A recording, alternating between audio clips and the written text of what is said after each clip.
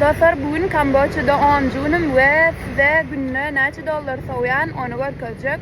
Kalacak yerimi Booking.com'dan tuttum ve $2.50 topladım. Galenlerim opşik ve pool havuzu var, bilyardı var ve birden aktiviteleri var, sosyal bir hostel.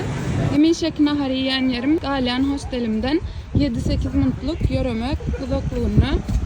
Hello. Kamboçyalıların şu rahatlığına hayran, her yerden hamak yasayalar. Ve adam adın tutanok öydüğüyen şıppığın bilen da şehir aylanıp böyle. Üstünden gülecek böyle. Yani yok. Naharam da Sarıştay'dan köçü naharları. Bahası $1.50. Naharım düştü. Naharım geldi.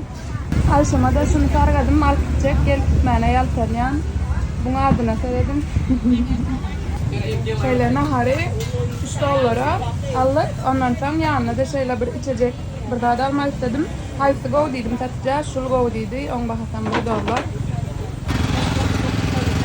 Ve suam geldi. Barlak verelim. Go ya.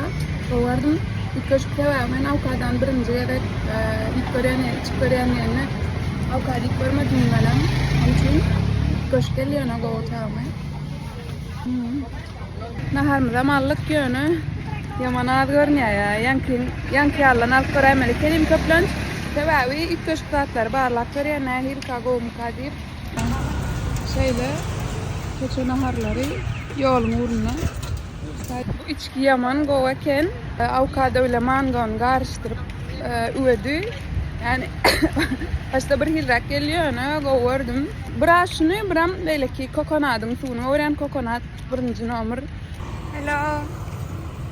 Akşam yemeğine şunu almak istedim.